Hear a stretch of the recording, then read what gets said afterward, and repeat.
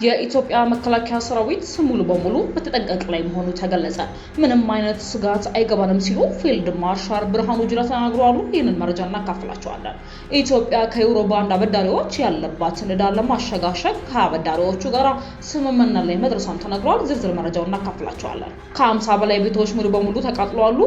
ልብስ ማውጣት አልተቻለም። መረጃውን ያጣሩ አባልና ተጎጂዎች በአማራ ክልል ሰሜን ወሎ ዞን ሀብሩ ወረዳ ከ50 በላይ አርሶ አደር መኖሪያ ቤቶች ትላንትና በእሳት መቃጠላቸውን አንድ የተፈጥሮና ሰው ሰራሽ አደጋዎችን በተመለከተ የሚሰሩ የአካባቢው ተወላጅና ሁለት ተጎጂዎች ለቲቪ ኢትዮጵያ ተናግረዋል። የቮይስ ኦፍ ኢትዮጵያ ቤተሰቦች ሰብስክራይብ ማድረጋችሁን እያስታወስናችሁ በዝርዝር ወደምንመለከታቸው ጉዳዮች እናልፋለን።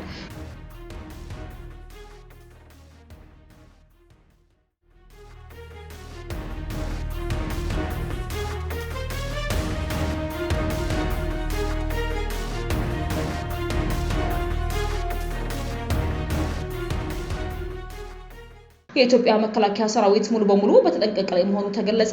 ምንም አይነት ስጋት አይገባንም ሲሉ ፊልድ ማርሻል ብርሃኑ ጁላ ተናገሩ።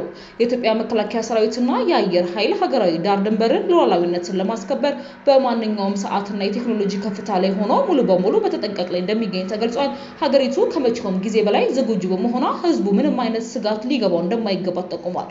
ሰሞኑን በትህነግ የሚዲያ ክንፍና ደንገጦሮች አማካኝነት በታላቁ የኢትዮጵያ ሰራዊትና በጦር ስትራቴጂስቱ ፊልድ ማርሻል ብርሃኑ ጁላ ላይ ያነጣጠረ ደካማ የሚዲያ ዘመቻ ተከፍቷል።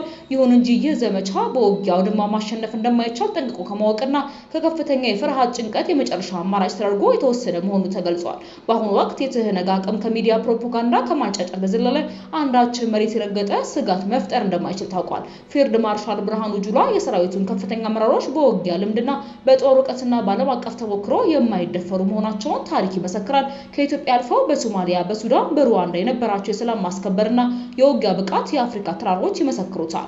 በትህነግ ላይ በተካሄደው የህግ ማስከበር ዘመቻ የቡርኑን የጦር መሳሪያዎች በ15 ቀናት ውስጥ ወደ ቆላ ተንቤን ዋሻ የረሸነው ይህ ሰራዊት በመሆኑ ዛሬ በሚዲያ ጩኸት ሊበገር እንደማይችል ተረጋግጧል። በጦር ኃይሎች ጠቅላይ አዛዥ ጠቅላይ ሚኒስትር ዶክተር አብይ አህመድ የሚመራው በአፍሪካ ግዙፉና ስመጥር የሆነው የኢትዮጵያ መከላከያ ሰራዊት ቀበቶን አጥብቆ ዳር ድንበሩን እየቃኘ ይገኛል። የሰማዩ ላይ ንስር የሆነው የኢትዮጵያ አየር ኃይል በሰማይ ላይ የምትበገርን ድንበርን አቋራጭ ወፍ ዝርያ ሳይቀር ለይቶ በሚያውቅበት እጅግ ዘመናዊ የቴክኖሎጂ ከፍታና በኢትዮጵያ ወኔ ለማንኛውም ተልዕኮ በተጠንቀቅ ቆሟል። ዓለም አቀፉ ማህበረሰብ ከኢትዮጵያ ጎን የተሰለፈው የሀገሪቱ እውነተኛ መስመርና ያለባትን የማይናወጥ ወታደራዊ አቅም በሚገባ ስለሚረዳ ነው። በመሆኑ መላው የሀገሪቱ ህዝብ በሰራዊቱ ሙሉ ጥበቃ ስር በመሆኑ ፍጹም ሰላም ሊሰማው እንጂ ምንም አይነት ስጋት ሊገባው እንደማይገባ ተነግሯል። ኢትዮጵያ ከዩሮ ቦንድ አበዳሪዎች ያለባትን ዕዳ ለማሸጋሸግ ከአበዳሪዎቹ ጋር ስምምነት ላይ መድረሷ ተነግሯል። የ1 ቢሊዮን ዶላር ዕዳዋን ለማሸጋሸግ ከአበዳሪዎቹ ጋር ያደረገችው ተደጋጋሚ ድርድር ውጤት ሳይመጣ መቆየቱ ይታወሳል። እንዲያውም አበዳሪዎቹ ጉዳዩ ወደ ህግ እንወስዳለን እያሉም እንደነበር አይዘነጋም። ከገንዘብ ሚኒስቴር የተገኘው መረጃ እንደሚያሳየው ከሰኔ 5 እስከ 28 በተደረገ ዝግ ውይይት የዕዳ ሽግሽግ ድርድሩ በበላይ ደረጃ የሰመረ ሆኗል። በዚህ መሰረት ከሁለት ዓመት በፊት መክፈል የነበረባት የ1 ቢሊዮን ዶላር ዕዳ ለአበዳሪዎቹ 12 በመቶ ለመቀነስ ተስማምተዋል። በዚህም ዋናው ዕዳ ከ1 ቢሊዮን ዶላር ወደ 880 ሚሊዮን ዶላር ዝቅ እንዲል ስምምነት ላይ ተደርሷል። በሌላ በኩል በፈረንጆቹ አቆጣጠር 2024 ተከፍሎ ማለቅ የነበረበት ከ99 ሚሊዮን ዶላር በላይ ወለድም ስምምነቱ ህጋዊ ሆኖ ሲያልቅ በአንድ ጊዜ እንዲከፈል አበዳሪዎቹና ኢትዮጵያ መስማማታቸው ታውቋል። ያከፋፈል ሁኔታውን በተመለከተ ዋናው ዕዳ በ4 ዓመት ውስጥ እንደ አውሮፓውያን አቆጣጠር መጪው ሐምሌ 15 2029 ተከፍሎ ያልቃልም ተብሏል። ኢትዮጵያ ከዩሮ ባንድ አበዳሪዎች ወሰደችው የ1 ቢሊዮን ዶላር ዕዳ የኢንዱስትሪ ፓርኮችን ለመገንባት ወስዶ የነበረ መሆኑም ይታወሳል። የነበረባትን ዕዳ ለማሸጋሸግ ኢትዮጵያ ከተለያዩ አበዳሪዎች ጋር ያደረገችው ድርድር ሰምሮ የቀረው የዩሮ ባንድ አበዳሪዎች ዕዳ እንደነበረ አይዘነጋም። በአንድ በኩል የነበረባትን ዋናውን ዕዳ በ4 ዓመት የጊዜ ማዕቀፍ ውስጥ በሂደት እንደምትከፍልም ተፈቅዶላታል። እንዲሁም 300 ሚሊዮን ዶላር በሐምሌ 15 2028 እና ቀሪው 300 ዶላር ደግሞ ሐምሌ 15 2029 እንድትከፍል በመርህ ደረጃ ስምምነት ላይ ተደርሷል። ስምምነቱን IMFን ጨምሮ ዓለም አቀፍ አበዳሪዎች አልነቀፉትም ተብሏል። የቮይስ ኦፍ ኢትዮጵያ ቤተሰቦች ዳግም ሰብስክራይብ ማድረጋችሁን እያስታወስናችሁ ወደ ዘገባችን እናልፋለን።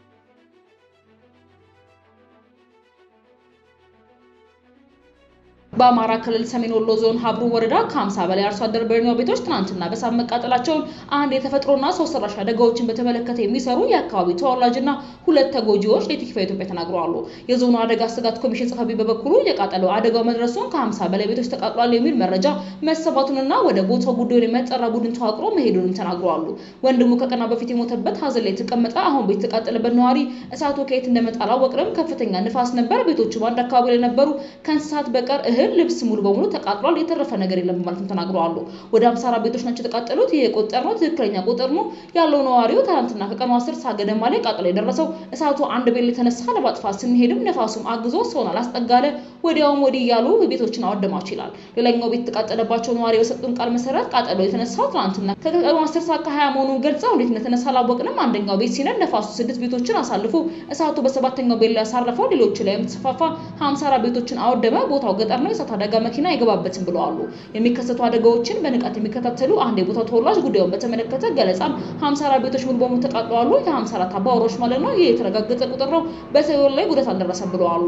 አመራሮቹ አስቸኳይ ድጋፍ ለማድረግ የተንቀሳቀሰን የሚል ምላሽ እንደሰጧቸው ገልጸው ቤታቸው የተቃጠለባቸው ሰዎች የሚያሳዝኑ ትልቅ ድጋፍ የሚያስፈልጋቸው ናቸው። አሁን ባለው ኑሮ ውድነትና ቀለብና መጠለያ ሲቃጠል ራሱ ከባድ ነው። የዕለት ምግብን ለማግኘት ያስቸግራል ሲሉ አሳሳቢነቱን ገልጸዋል። ቲክቫ ኢትዮጵያ ማምራሪያ የጠየቃቸው የሰሜን ወሎ ዞን አደጋ ስጋት ኮሚሽን ጽሕፈት ቤት ኃላፊ አቶ አለሙ ይመር ሀበሩ ላይ በደረሰው የቤቶች ቃጠሎ የተወያየ ነው። ወደ ቦታው ቲም ሄዷል። መንስኤውም እንደሆነ ለማረጋገጥ የወደሙ የሀብት መጠን ምን ያህል ነው የሚለው በዝርዝር የተጠና ነው ብለዋል። ነዋሪዎቹ ከ50 በላይ ቤቶች ተቃጥለዋል ማለታቸውን ስንገልጽላቸው አሁን በማለት የአካባቢው ወጣ መረጃ መሆኑን ገልጸው የሚገመገመው በእኛ በኩል ይወጣል፣ አሁን በጋራ ሳይገመገም አንገልጽም ነው ያሉት። የሀብሩ ወረዳ አስተዳደር አቶ ሁሴን መሐመድ ለቲክቫ ኢትዮጵያ በሰጡት ቃል 53 ቤቶችና አንድ መስጂድ ተቃጥሏል ብለዋል። ተጎጂዎችን ለመደገፍ የጣምራ አካውንት እንዲከፈት የማድረግ እንቅስቃሴ የተደረገ መሆኑን ነገ የዞኑ አደጋ ስጋትና ረጂ ድርጊቶችን ይዞ ወደ ተጎጂዎች እንደሚያመራ ገልጿል። የወረዳው ኮሚኒኬሽን ትናንትና ከሰዓት ባጋራው መረጃ በወረዳው 023 ቀጅማ ቀበሌ ቀሰማ በተባለች ጎጥ 2 ህጻናት ከአገዳ ክምር አጠገብ እሳት በማያያዝ ሲጫወቱ በተፈጠረ አደጋ ከ53 በላይ ቤቶችና በአንድ መስጂድ የቃጠሎ አደጋ ደርሶባቸዋል ብሏል። የቮይስ ኦፍ ኢትዮጵያ ቤተሰቦች ዳግም ሰብስክራይብ ማድረጋችሁን እያስታወስናችሁ በሌላ ልስናው ከመርጆች ዳግም እስክንገናኝ ድረስ በደህና ቆዩ።